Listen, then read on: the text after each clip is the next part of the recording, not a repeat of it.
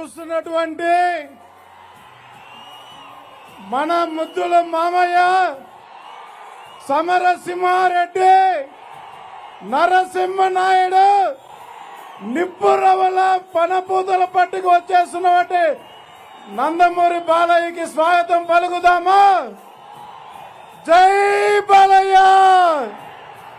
జై బాలయ్య, జై బాలయ్య, జై బాలయ్య, జై బాలయ్య, జై బాలయ్య, జై బాలయ్య, జై బాలయ్య, జై బాలయ్య, జై బాలయ్య.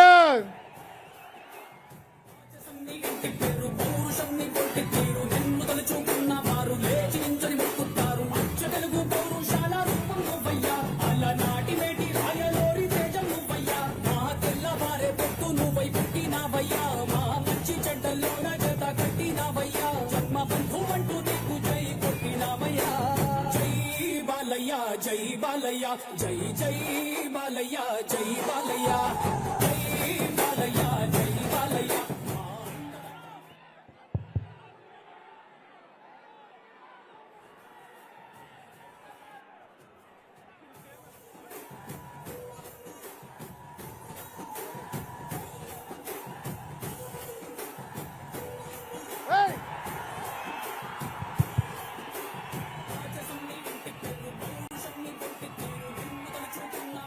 మన పూతలపట్టు నియోజకవర్గం తరపున మన బాలయ్య గారికి స్వాగతం పలుకుదామా? జై బాలయ్య, జై బాలయ్య, జై బాలయ్య, జై బాలయ్య, జై బాలయ్య, జై జై బాలయ్య, జై బాలయ్య, జై బాలయ్య.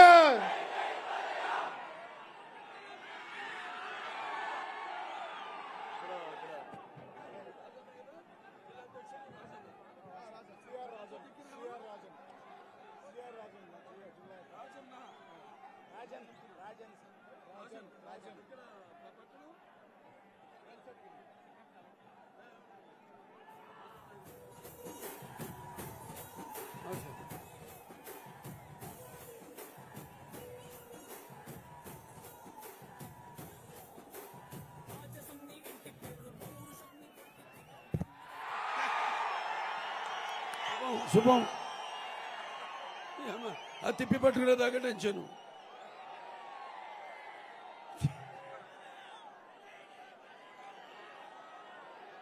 అంతేగా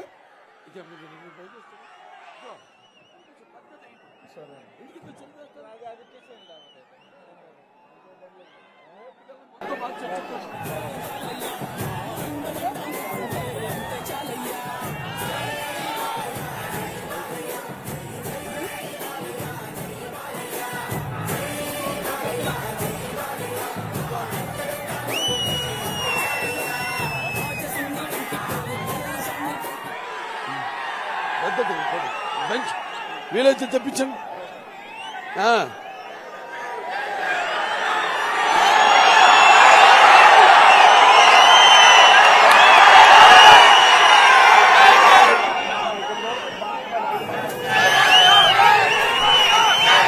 ఇక్కడేగా. అందరికీ నమస్కారం. ముందుగా బంగారు పాణ్యం, యాదమూరు, తమనంపల్లి, ఐరాల, మరి పూతలపట్టు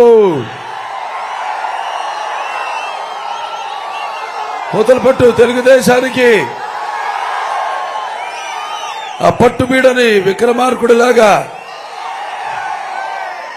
పట్టు పట్టి పోటు పొడిచే ఎంతో చైతన్యం గల పూతలపట్టు చుట్టూ పరిసరాల నుంచి, అన్ని మండలాల నుంచి ఉరకలెత్తుతున్న ఉత్సాహంతో ఇక్కడికి విచ్చేసిన ప్రజాస్వామ్యం ఒక రక్షణ కోసం బద్ద కంకణంలో ఇక్కడికి విచ్చేసిన సమాజమే దేవాలయం, ప్రజలే దేవుళ్ళు, అందులో నేను ఒక అర్చకుడి. ఎన్టీ రామారావు గారు ఏదైతే నినాదంతో ఆనాడు రా కదలి రా తెలుగుదేశం పిలుస్తుంది రా అని అన్నాడు.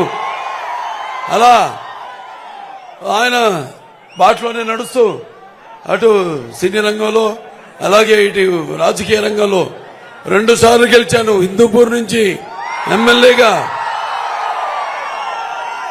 కేవలం నటుడుగానే కాకు, అంటే కళ్ళు మూసుకుంటే కనేది కళ, కళతో అభినయించేది కళ, నిద్రపోతున్నప్పుడు కనేది కళ, నిద్రపోతున్న సమాజాన్ని మేల్కొల్పేది కళ.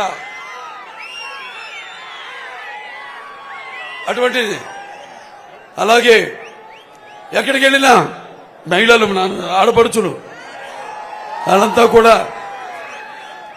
మంగళారతులు ఇస్తూ నీరాజనాలు అర్పిస్తూ స్వాగతం పలుకుతూ ఆనాడు నాన్నగారు పార్టీ పెట్టిన రోజులు గుర్తొస్తున్నాయి. అలాగే యువతరానికి ప్రతినిధులు, నవతరానికి నాయకులు, భావితరానికి భారతదేశ మహాశక్తి అయిన యువకులకు, నా అభిమానులకు, అలాగే తెలుగుదేశం పార్టీ కార్యకర్తలకు, అలాగే జనసేన నాయకులకు, కార్యకర్తలకు, బీజేపీ నాయకులకు, కార్యకర్తలకు అందరికీ నా హృదయపూర్వక నమస్కారాలు తెలియజేసుకుంటున్నాను. ఇవాళ మళ్ళీ ఈ ఎన్నికల రణరంగం మొదలైంది. ఆ రణరంగం యొక్క పర్యవసానం ఎలా ఉండబోతుందో ఇవాళ మీరు చూపిస్తున్న ఈ ఊరుకరెత్తుతున్న ఉత్సాహంతో రణగొణధ్వని ఆల్రెడీ తాళేపూడు ప్యాలెస్ లో అక్కడిక్కడ పసుపు దండు, ఇక్కడ ఒక కూటమి దండు కదిలింది. అక్కడ జగన్ గుండెల్లో దడ మొదలయ్యింది.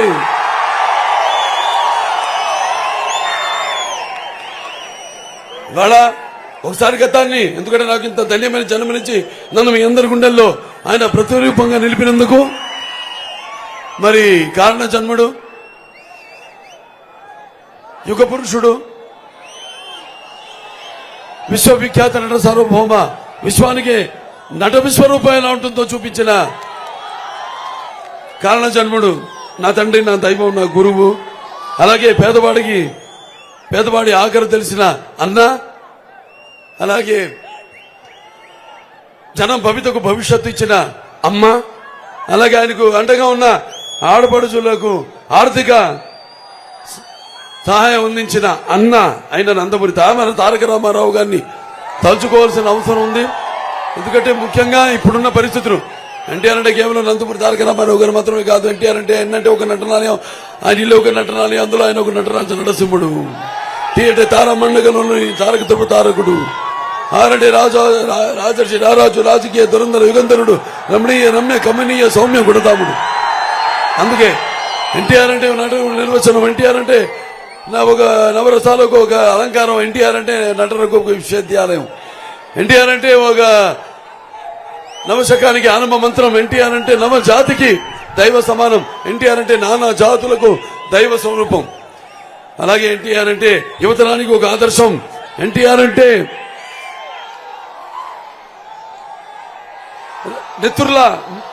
నెత్తురు మరిగేలా చేసే ఒక అగ్ని కణం. అలాగే ఎన్టీఆర్ అంటే ఆయన నడిచిన మార్గమే భగవద్గీతలా సాగిన ఒక గొప్ప జీవితం నందమూరి తారక రామారావు. మరి ఆనాడు ఒక నటుడిగా మరి ఆయన నటిస్తుంటే పౌరాణికాలు ప్రాణాలు పోసుకున్నాయి, జానపదాలు జావలీలు పాడాయి, అలాగే సాంఘికాలు సామజ వర్గమనాలు అయ్యాయి, అలాగే పద్యం పదునెక్కింది, పాట నాటు నేర్చింది, అలాగే కలాప తల్లి కన్నుల పండుగ చేసుకుంది, కళకళలాడింది, కళకళ నవ్వింది.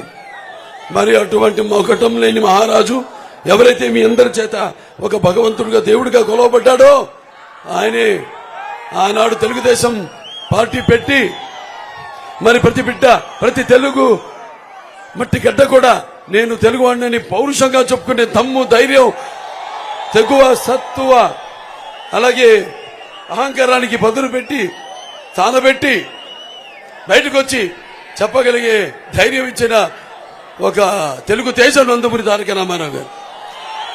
ప్రతి తెలుగు బిడ్డ కూడా బొడ్డు ఊడకముందే రాజకీయాలంటే ఏంటో తెలిసేలా చేసిన ఒక చైతన్యవంతుల్ని చేసిన ఒక తెలుగు మహనీయుడు నందమూరి తారక రామారావు గారు. ఆనాడు ఆయన తెలుగుదేశం పార్టీ పెట్టి మరి ఎన్నో సాహసోపేతమైన పథకాలను రచించారు, మేము ప్రవేశపెట్టారు. అందరికీ ఉపయోగకరమైనవి, అలాగే సానుకూలమైనవి, ఆమోదయోగమైనవి కూడా. మరి ఎన్టీఆర్ గారు రాజకీయాల్లోకి రాకముందు వచ్చిన తర్వాత ఆయన ప్రవేశపెట్టిన పథకాలు ఇప్పటికి కూడా ఎవరు అధికారంలో ఉన్నా వాటిని తూచా తప్పకుండా ప్రవేశపెట్టి అమలు చేయాల్సిందే, లేకపోతే వాళ్ళ పబ్బం గడవదు. అటువంటి పొలిటికల్ హీరోని కూడా అనిపించుకున్నారు నందమూరి తారక రామారావు. అలాగే ఇక్కడ సారే జహాं से अच्छा हिंदू सीता हमारा हम बुलबुले इसके ये गुल सीता हमारा. ఇక్కడ ప్రేమకు త్యాగానికి ప్రతీకలు నా ముస్లిం సోదర సోదరిమణులు, అలాగే వారికి ఉన్న ఈ యొక్క త్యాగనిరత క్రమశిక్షణ మనందరికీ ఒక ఆదర్శప్రాయం.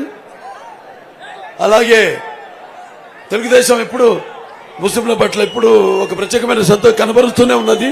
నాన్నగారు కూడా మరి కేవలం ఒక ఓటులు బ్యాంక్ కానీ కాకుండా వాళ్లను చైతన్యపరచడానికి, వాళ్ళకి రాజకీయంగా, ఆర్థికంగా, సామాజికంగా పైకి తీసుకోవడం కోసం దేశంలోనే మొట్టమొదటిసారిగా నాయుడు మైనారిటీస్ ఫైనాన్స్ కార్పొరేషన్ పెట్టారు. ఇంకా ఎన్నెన్నో హజ్ హౌస్ నిర్మించారు. హైదరాబాద్ లో, కడపలో 25 కోట్లతో హజ్ హౌస్ నిర్మించారు. ఎన్నో కార్యక్రమాలు చేపట్టారు ఆయన. సరే, ఇవాళ చూస్తున్నాం మనం, ఇవాళ ఉన్న పరిస్థితి ఎలా ఉందో మన రాష్ట్రం. మీరు నేర్చుకోవాల్సింది ఒకటే, మీకు అభివృద్ధి కావాలా లేకపోతే అరాచకం కావాలా, మీకు సంక్షేమం కావాలా లేకపోతే విధ్వంసం కావాలా, మీకు ఒక సమర్థవంతమైన పాలన కావాలా లేకపోతే ఒక రాక్షసుడి పాలన కావాలా, లేకపోతే మీకు ఒక స్వర్ణయుగం కావాలా లేక చీకటి యుగం రాజయుగం కావాలా అని మీరు నిర్ణయించుకోవాలి. ఇవాళ ఆనాడు రామారావు గారు ఏ పరిస్థితుల్లో పార్టీ పెట్టాల్సి వచ్చిందో పెట్టారో, మరి ఈనాడు కూడా ఆనాడు బడుగు బలిగిన వర్గాలు, వెనకబడిన తరగతులు, తాడిత పీడిత కులాలు అయితేనేమి, మైనారిటీస్ అయితేనేమి, ఈ యొక్క రాజకీయాల్లో ఉన్న పదవులకు దూరంగా ఉన్న వాళ్ళందరికీ చేయూతలిచ్చి తీసుకొచ్చి మరి ఈ యొక్క అధికారంలో ఉన్న పదవులతో అలంకరించిన నిజమైన సామాజిక న్యాయం చేసిన అభినవ అంబేద్కర్ నందమూరి తారక రామారావు గారు. ఆయన ఎన్నో విప్లవాత్మకమైన పథకాలను ప్రవేశపెట్టారు. మీలో అందరికి చాలా మందికి తెలుసు. చరిత్ర తెలుసుకోవాల్సిన అవసరం ఇప్పుడున్న యువకులకు ఉంది. ఎందుకంటే ఇప్పుడు మీ అందరికీ మీలో చాలా మందికి ఇవాళ ఫస్ట్ మొదటి ఓటు వేసే హక్కు వచ్చింది. అంటే ఓటానికి కానీ కొంచెం ఉబ్బితబ్బిబ్బులు అవుతారు. వచ్చేసింది ఓటు అంటే ఈ ప్రజాస్వామ్యం ఈనాడు మనకిచ్చిన ఆయుధం ఓటు. ఆ ఓటుని సద్వినియోగపరుచుకుని ఉద్దేశాలను ప్రతిబింబచేసే, మన ప్రజాస్వామ్యాన్ని సంరక్షించే మెరుగైన నాయకుల్ని, ప్రతినిధుల్ని ఎన్నుకోవాల్సిన అవసరం సమాజ స్థాపన కోసం, అలాగే సమాజంలో ఉన్న ఈ వ్యత్యాసాలను తొలగించడం కోసం, అలాగే సామాజిక న్యాయం చేయడం కోసం, అందరికి అందించడం కోసం ఉపయోగించవలసిన పరమ పవిత్రమైన సాధనము ఓటు. ఆ ఓటుని మీరు మరి వెలగట్టి కుదువ పెట్టి మీ యొక్క స్వార్థాలకు, మీ యొక్క స్వప్రయోజనాలకు వినియోగించుకున్నారో మీ ఓటుని మీరు అగౌరవపరిచినట్టు అవుతుంది. అలాగే మీ యొక్క స్వాతంత్రాన్ని, ఏదైతే మీ యొక్క మన ప్రజాస్వామ్యాన్ని మీరే హత్య చేసినట్టుందని యువకులందరికీ తెలియజేసుకుంటున్నాను. మరి ఆనాడు తెలుగుదేశం ఎన్నో కార్యక్రమాలు చేపట్టింది. ఇవాళ చూస్తున్నాం మనం, ఎస్సీలు ఉన్నారు, దళితులు. ఆనాడు ఈ వైకాపా ప్రభుత్వం అధికారంలోకి వచ్చాకే ఎక్కువ ఎస్సీలకు సంక్షేమం పూర్తిగా నిర్లక్ష్యం చేసింది. మరి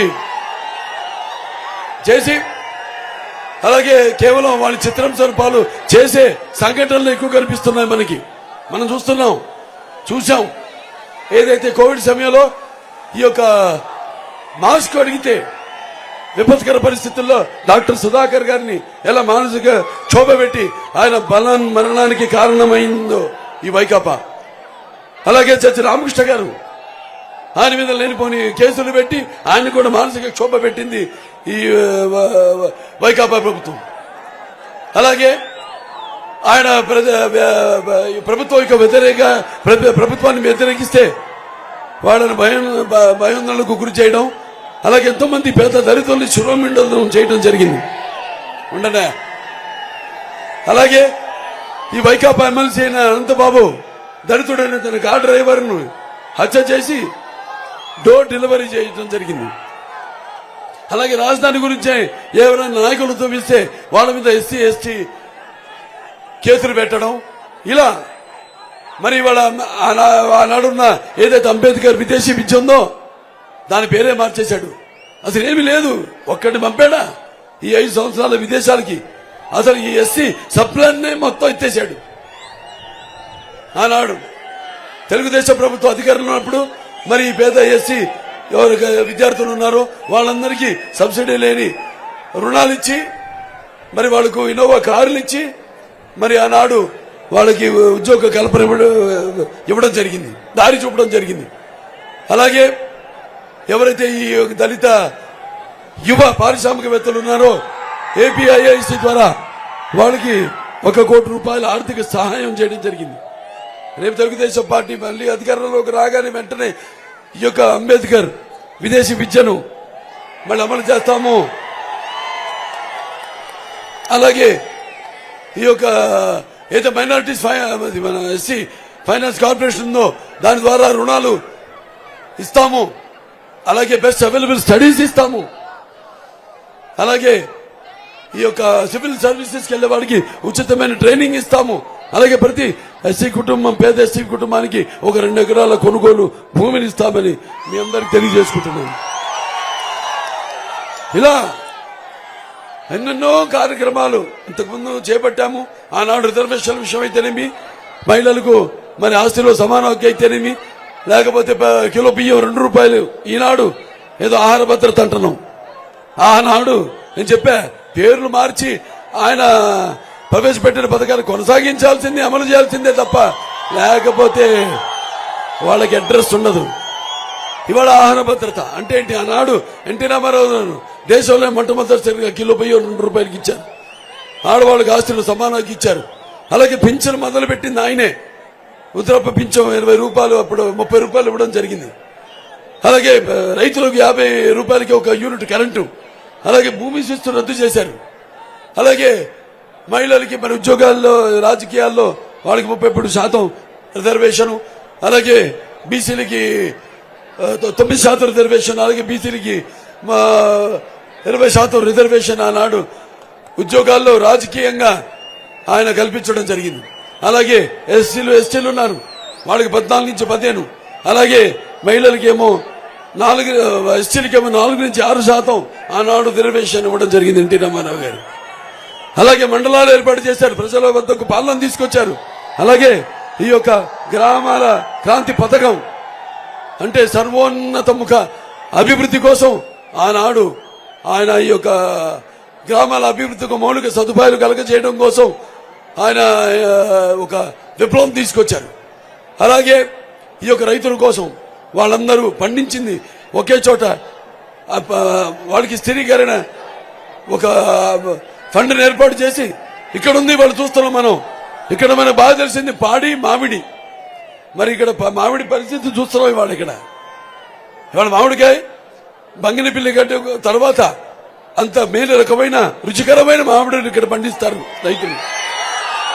మరి వాళ్ళు చూస్తున్నాం మనం, అది వారం రోజులు నిల్వ ఉంటుంది, లేకపోతే అది మగ్గిపోతుంది.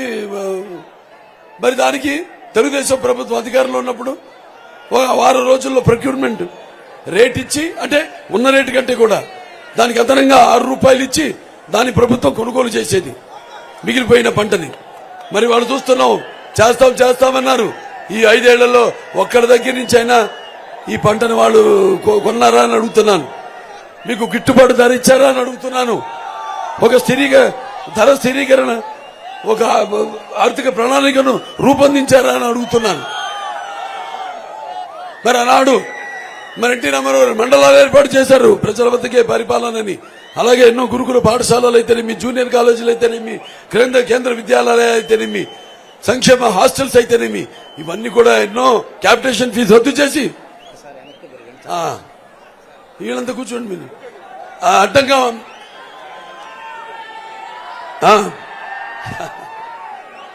ఆనాడు మరి యొక్క క్యాపిటేషన్ ఫీజు రద్దు చేసి మన పేద ధనికులకే లభ్యమయ్యే ఈ అత్యున్నతమైన విద్యను పేదవాళ్ళకి ముంగిటికి తీసుకొచ్చారు నాన్నగారు తారక రామారావు మీ అన్నగారు.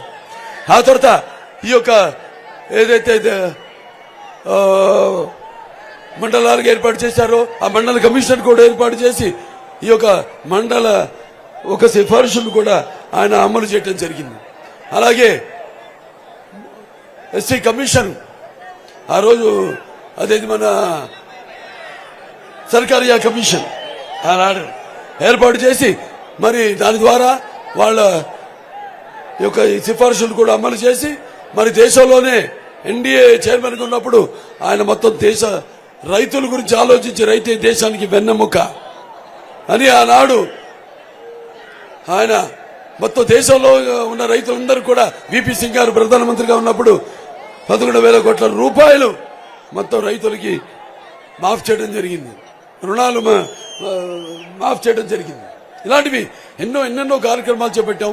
తర్వాత చంద్రబాబు నాయుడు గారు ఆయన యొక్క ఏదైతే నాన్నగారి యొక్క మానస పుత్రికలు హెచ్ఎన్ఎస్ఎస్ అందరినీ సృజన సమితి అయితేనేమి, గాలేరు నగరి అయితేనేమి, లేకపోతే తెలుగు గంగ అయితేనేమి, మరి ఆనాడు తర్వాత చంద్రబాబు నాయుడు గారు రావడం, ఆయన హయాంలో తెలుగు గంగ పూర్తి చేయడం, తర్వాత చంద్రబాబు నాయుడు గారు ఏదైతే మన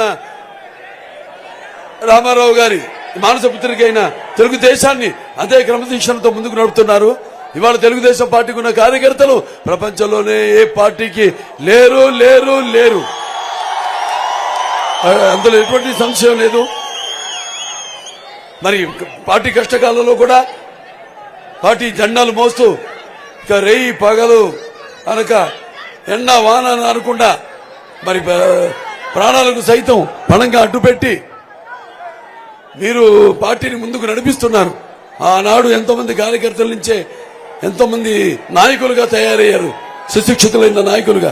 ఆనాడు ఈ రాజకీయ శిబిరాన్ని నడిపి ఎంతో మంది అందులో. అలాగే ఈ యొక్క వరవడిని ఏదైతే రాజకీయాల్లో ఉందో ఆ వరవడిని మార్చి పూర్తిగా చదువుకున్న వాళ్ళని కూడా డాక్టర్లు అయితేనేమి, ఇంజనీర్లు అయితేనేమి, గ్రాడ్యుయేట్లు అయితేనేమి, పోస్ట్ గ్రాడ్యుయేట్లు అయితేనేమి అందరూ కూడా చేయుతనిచ్చి ఆయన్ని రాజకీయాల్లోకి తీసుకురావడం జరిగింది. ఒక మోస్తరుగా నడుస్తున్న రాజకీయాన్ని పూర్తిగా దాని ముఖ చిత్రాన్ని మార్చేశారు నందమూరి తారక రామారావు. తర్వాత చంద్రబాబు నాయుడు గారు ఆయన కూడా ముఖ్యంగా ముందుగా ఈ యొక్క చదువుకే ఆయన ప్రాధాన్యత ఇచ్చి ఆనాడు మరి కిలోమీటర్కి ఒక ప్రాథమిక పాఠశాల, 3 కిలోమీటర్లకి ఒక అప్పర్ ప్రైమరీ, 5 కిలోమీటర్లకి ఒక హై స్కూలు, అలాగే ఒక మండలానికి ఒక జూనియర్ కాలేజు, అలాగే డివిజన్కి ఒక ఇంజనీరింగ్ కాలేజు, అలాగే జిల్లాకి ఒక మెడికల్ కాలేజు, ఇవన్నీ ఏర్పాటు చేశారు. అలాగే మహిళలకు రిజర్వేషన్ 33% పెంచారు ఆనాడు. అలాగే బీసీలకి 50% పెంచారు రాజకీయాల్లో, స్థానిక ఎన్నికల్లో. అలాగే మహిళలకి ఉద్యోగాల్లో, అలాగే చదువుల్లో కూడా 33% రిజర్వేషన్ పెంచడం, అలాగే మహిళలకు కూడా బస్ కండక్టర్లుగా నియామకం చేయడం, మహిళా సాధికారత కోసం ఆనాడు ఈ యొక్క డ్వాక్రా సంఘాలను ఏర్పాటు చేసి మన ప్రపంచ దేశంలోనే మొట్టమొదటిసారిగా ఈ యొక్క పొదుపు విప్లవాన్ని తీసుకొచ్చిన మహానుభావుడు మన చంద్రబాబు నాయుడు గారు. అలాగే చదువుకున్న విద్యార్థుల కోసం మరి ఆయన అప్పుడు అవిభక్త ఆంధ్ర రాష్ట్రంగా ఉన్నప్పుడు ఏదైతే ఈ యొక్క హైటెక్ నిర్మాణం అయితేనేమి, లేకపోతే ఈ సైబరాబాద్ నిర్మాణం అయితేనేమి, అలాగే ఒక ఐటీ రంగం అభివృద్ధి చేయటం ఏంటి, ఇలాంటివి ఎన్నో చేశారు. ఇలాంటివి చేసుకుని మరి ఆనాడు ఈ యొక్క గ్రామాల సర్వతోన్ముఖ అభివృద్ధి కోసం కూడా ఎన్నో కార్యక్రమాలు, జన్మభూమి అని, లేకపోతే క్లీన్ అండ్ గ్రీన్ అని, నీరు మీరు అని, లేకపోతే ఈ వన సంరక్షణ అయితేనేమి, లేకపోతే ఈ చెరువుల్లో పూడుకు తీతలు అయితేనేమి, వన చెరువు కమిటీలు అయితేనేమి, ఇలావన్నీ ఏర్పాటు చేసి అన్ని మిమ్మల్ని కూడా భాగస్వాములు చేసి ఈ అభివృద్ధి కార్యక్రమాల్లో జనని జన్మభూమి స్వర్గాదపి గరియసి అన్నారు. దానికి పూర్తి న్యాయం చేసిన మహానుభావుడు మన చంద్రబాబు నాయుడు గారు. అలాంటివి ఇంకెన్నెన్నో కార్యక్రమాలు చెప్పుకుంటూ పోతే మరి ఈనాడుంది. ఇవాళ చూస్తున్నాం, మాట తప్పనంటూ మంట పెట్టేశాడు, అలాగే మెడమ తిప్పనంటూ మెడలు విరిచేశాడు, అలాగే నా బీసీలు నా ఎస్టీలు అంటూ మొత్తం రాష్ట్రం అంతా కాష్టంగా మార్చేశాడు. అలాగే జగనన్ననంటూ జలగలా పీడిస్తున్నాడు. అలాగే మావయ్యనంటూ మనోభావాలను తగలబెట్టేశాడు. అలాగే ఈ అవ్వ తాతల నోటిగడ్డ బొబ్బని లాగేసుకున్నాడు. నేను అలాగే ఈ యొక్క ఏదైతే ఈ యొక్క మద్యపాన నిషేధం ఉందో దాంతో ఈ యొక్క పేదల యొక్క అన్నపానీయాలు మొత్తం తన మద్యపానం వ్యాపారంలో పోసేశాడు. అలాగే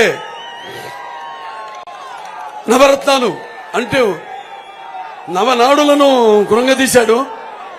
అలాగే నేనుంటే అంటూ నువ్వుంటే ఎంత కుర్రత్వం, దుర్మార్గం, దగ, మోసం ఉంటుందో నిరూపించాడు. అలాగే దళితులకు అండగా ఉంటానని చెప్పి ఆ దళితుల చావులతో తన ఆకలి కేకలు ఆర్పుకుంటున్నాడు. అలాగే నా అక్క చెల్లెలు, నా అన్నదమ్ములంటూ ఆ అక్క చెల్లెల అన్నదమ్ముల ఆస్తిలోనే వాట అడుగుతున్నాడు. అలాగే నా అక్క చెల్లెలంటూ మీ అందరి ఉసురు పోసుకుంటున్నాడు. అలాగే అమరావతి రైతుల మెతుకుల్ని రక్తపు బుద్ధగా మార్చేసుకున్నాడు.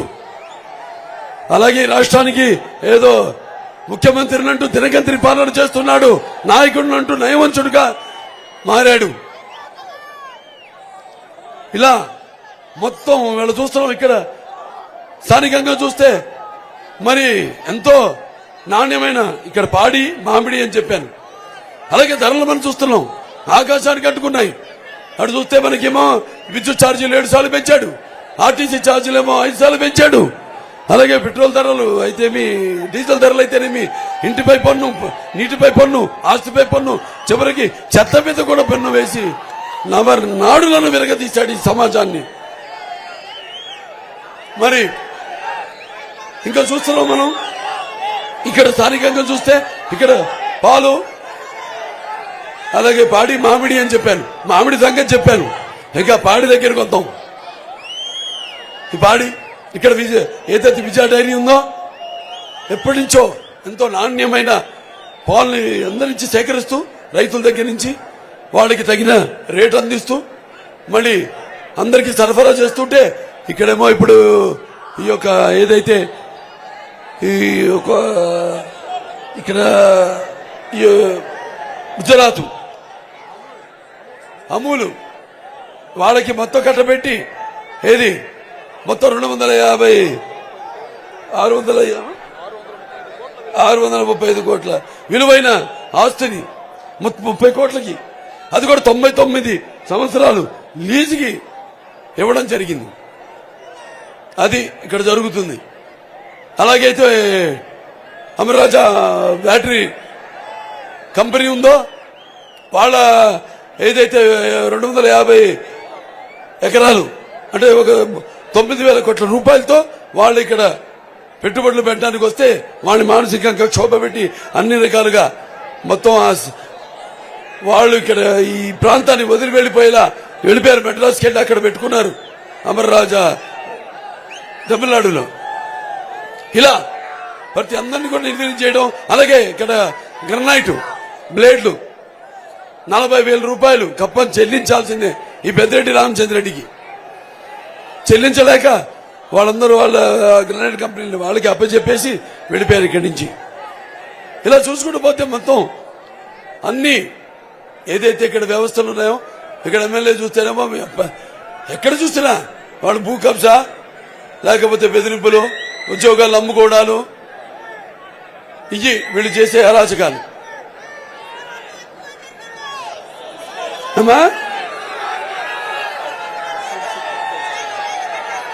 అలాగే తెలుగుదేశం పార్టీ అధికారంలో మనం సమాజ స్థాపనం, అలాగే సామాజిక న్యాయం ఆనాడు మరి తన మాట ఇచ్చాడు. ఆనాడు రాగానే వెంటనే నేను ఈ యొక్క జాబ్ క్యాలెండర్ ప్రతి సంవత్సరం విడుదల చేస్తానని ఆ జాబ్ క్యాలెండర్ విడుదల చేయలేదు. అలాగే యువతరానికి ఇచ్చిన మాట నిలబెట్టుకోకుండా వాళ్ళని ఈ గంజాయికి మరి ఒక డ్రగ్స్ కి అలవాటు చేసి వాళ్ళని మిమ్మల్ని అందరిని మోసం చేశాడు. అలాగే ఉద్యోగస్తులు ఉన్నారు, ప్రభుత్వ ఉద్యోగస్తులు వచ్చిన 6 రోజుల్లో సిపిఎస్ రద్దు చేస్తామన్నాడు. మరి వాళ్ళని కూడా మోసం చేశాడు. ఇలా ఇవాళ చూస్తున్నాం. ఇవాళ ఇక్కడ కూడా గంజాయి పండించి చివరికి ఆ గంజాయిని ఇక్కడ ఎలా కర్ణాటకకు విక్రయిస్తున్నారో మన కళ్ళ ముందు జరుగుతుంది. ఇవన్నీ ఇలాంటివి ఎన్నో ఎన్నో వీళ్ళు చేసే అక్రమాలు, అన్యాయాలు. ఇక ముందు ఇప్పుడు మేనిఫెస్టో వచ్చాడు ఈ జగన్. ఎలా ఉందంటే మేనిఫెస్టో లాగా లేదు, అతని రాజీనామా లేఖలాగుంది. దాంట్లో కొత్తగా ఏమీ లేదు. పోలవరం లేదు, మద్యపాన నిషేధం లేదు, రాజధాని గురించి ఒక ఊసు లేదు. అలా తన ఇష్టానుసారంగా ఇంక ముందు కూడా మన మీద ఉంది. ఎంత అప్పు అతను చేసిన అప్పు 12 లక్షల కోట్ల రూపాయలు. దాంట్లో అతను ఖర్చు పెట్టేది 2.5 లక్షల కోట్ల రూపాయలు. మరి మిగతా 10 లక్షల కోట్ల రూపాయలు ఏమైనట్టు? రేపు మన మీద ఉన్న భారం ఒక్కొక్కరి మీద 10 లక్షల రూపాయలని మీ అందరికి తెలియజేస్తున్నాను. మరి రేపు అధికారంలోకి వస్తే రాడు, ఇక నీ పని అయిపోయింది జగన్. నీ పొగరి నడుము విరిచే రోజు వచ్చింది, నీ అహం మెడ వంచే రోజు వచ్చింది, సమయం వచ్చింది. అణువణువులో నీ అరాచకం అంతమయ్యే యుద్ధం మొదలైంది. నేను అని అధికార మదం అని విర్రవీగే అధికార మదమే నీ నడుము విరిచి, నీ అహం కొమ్ములు వంచి నీ బ్రతుకు ఏ పాటితో చెప్పే ఈ ఎన్నికల సునామీ రాబోతుంది. కాసుకో జగన్.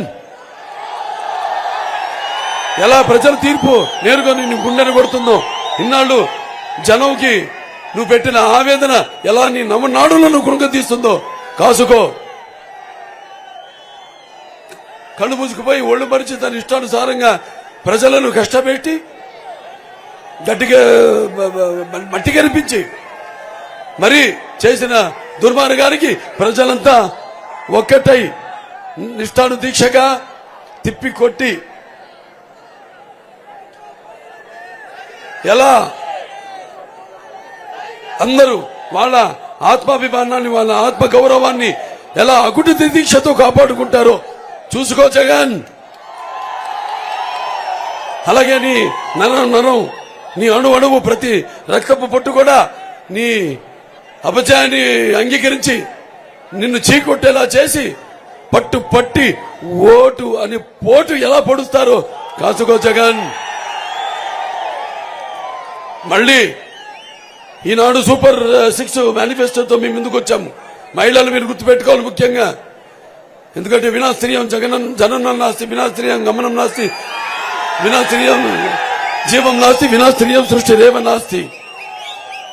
మరి ఈ యొక్క ఏదైతే మీ ప్రతి కుటుంబంలో ప్రతి బిడ్డకి ఉన్న అందరి బిడ్డలకి 15,000 ఇస్తానన్నాడు. ఒక బిడ్డకి ఇచ్చాడు, 10 ఇస్తున్నాడు, 1000 లాగుతున్నాడు.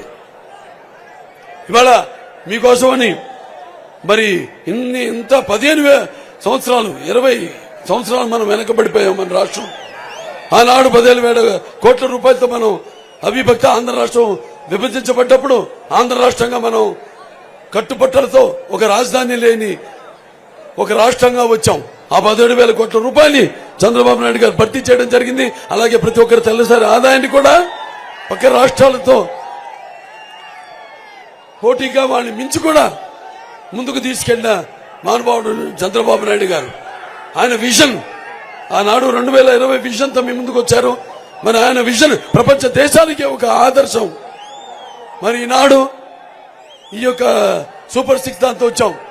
ఒకటి ముఖ్యంగా మహిళలందరూ కూడా 3 గ్యాస్ సిలిండర్ సంవత్సరానికి, అలాగే ప్రతి బిడ్డకు కూడా చదువుకునే ప్రతి బిడ్డకు కూడా ఈ యొక్క 15,000 రూపాయలు, అలాగే ప్రతి మహిళకు కూడా 1,500 రూపాయలు, అలాగే రైతులు ఉన్నారు, రైతులకు కూడా వాళ్ళకి సంవత్సరానికి 20 రూపాయలు బీమా, అలాగే నిరుద్యోగ యువత ఉంది. మీ అందరూ కూడా ఈ యొక్క 3,000 రూపాయల నిరుద్యోగ భృతి, అలాగే ఈ యొక్క మెగా డిఎస్సి మీకు 2 లక్షల ఉద్యోగాలు సంవత్సరానికి ఇచ్చే ఒక మెగా డిఎస్సితో మీ ముందుకు వచ్చింది. అలాగే విధులోప పింఛన్ ఉంది, 3,000 నుంచి 4,000 పెంచుతామని పేర్కొనడం జరిగింది. ఇవన్నీ కూడా మీరు దృష్టిలో పెట్టుకుని ఈ యొక్క మన బంగారు భవిత్ కోసం, మన రాష్ట్ర బంగారు భవిత కోసం, మన భావి తరాల బంగారు భవిత కోసం మనమంతా ఇలాగే ఏదైతే మీరు ఈ ఉర్రూతులుగుతున్న ఉత్సాహంతో ఈనాడు ఇక్కడికి వచ్చారో, అలాగే నా కార్య దురణం నా సుఖం నా నిద్ర, ఇంకెవరికి దగ్గరలో ఉంది ఎన్నికలు, అందరూ కూడా మేల్కొని ఉండండి. రేపు మనమే ఈ రాష్ట్రాన్ని ఏదో ఉద్యోగాలు కాదు అప్పుడప్పుడు కొందరు వలసపోతూ ఉంటారు, కానీ ఇది ఎలా కాదు. రేపు మన రాష్ట్రం ఎటువంటి గడ్డు పరిస్థితుల్లో ఉందంటే రేపు ఈ రాష్ట్రాన్ని మనం వదిలి వెళ్లిపోవాల్సిన పరిస్థితి వస్తుంది. వాటి టిట్కో ఇల్లు కట్టించి ఇచ్చాం, ఒక ఇల్లు అయినా ఒకరికైనా ఇచ్చాడా ఇప్పటిదాకా? జాబ్ క్యాలెండర్ లాగా ఒక క్యాలెండర్ ఇచ్చాడు, ఈ నెలలో నేను ఇస్తానని. ఒక్క ఇల్లు ఒకరికి పంచి పెట్టారా అని అడుగుతున్నాను, గుర్తుపెట్టుకోండి. కాబట్టి ఇవన్నీ మీ దృష్టిలో పెట్టుకుని మరి రేపు జరగనున్న ఎన్నికల్లో నేను అడిగేది మీ యొక్క భవిత కోసం, అంటే మన భావి తరాల వారి భవిత కోసం, అలాగే మన రాష్ట్ర భవిత కోసం మీరంతా ఇలాగే ఎన్నో చేస్తారు. ఎవరికి మనం భయపడే పని లేదు. ఇక్కడే ఈ స్థలంలోనే లోకేష్ బాబు అప్పుడు యువగలం పాదయాత్ర చేస్తున్నప్పుడు నిలబడ్డ స్టూల్ని కూడా లాగేసుకున్నారు వీళ్ళు. రేపు మీకు ఏం మిగులుస్తారో ఒకసారి ఆలోచించండి. ఎవరన్నా ఉద్యమిస్తే ప్రశ్నిస్తే వాళ్ళని భయాందోళన గురి చేయడం, లేకపోతే వాళ్ళ మానసికంగా క్షోభ పెట్టడం, లేకపోతే హత్య రాజకీయం చేయడం, ఇది ఈ పైశాచికుడు చేసే పాలన. సో మీరు ఇదే ఎలాగైతే ఇక్కడ అందరూ కురకలతో ఉత్సాహంతో వచ్చారో ఇదే ఉత్సాహంతో దీన్నే ఒక చైతన్యంగా మలుచుకుని ఓటు రూపంగా మలిచి రేపు మన ఎన్నికల్లో తెలుగుదేశం పార్టీ మన సైకిల్ గుర్తు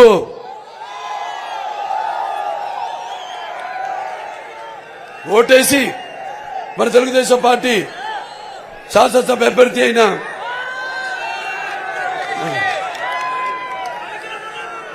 కలిగిరి ప్రసాద్ గారిని, కలిగిరి మురళీమోహన్ గారిని, అలాగే మన తెలుగుదేశం పార్టీ లోకసభ అభ్యర్థి అయిన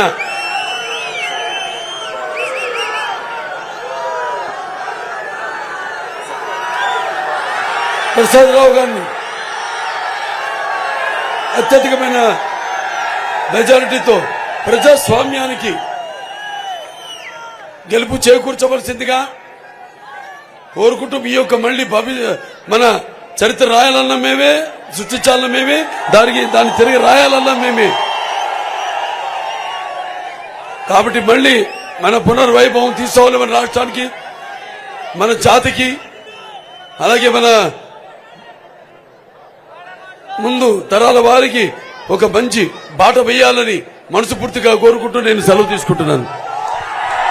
జై తెలుగుదేశం, జై తెలుగుదేశం, జై తెలుగుదేశం, జై జనసేన, జై జనసేన, జై జనసేన, జై బీజేపీ, జై బీజేపీ, జై బీజేపీ, జై కూటమి, జై ఎన్डीए, मेरा भारत महान।